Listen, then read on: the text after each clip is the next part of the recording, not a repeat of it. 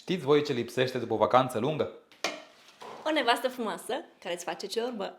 Nu cred că există român care să vină dintr-o vacanță și să nu aștepte ciorba. Eu am făcut o ciorbă de conopidă absolut delicioasă cu afumătură, rămâi până la final ca să-mi dai notă.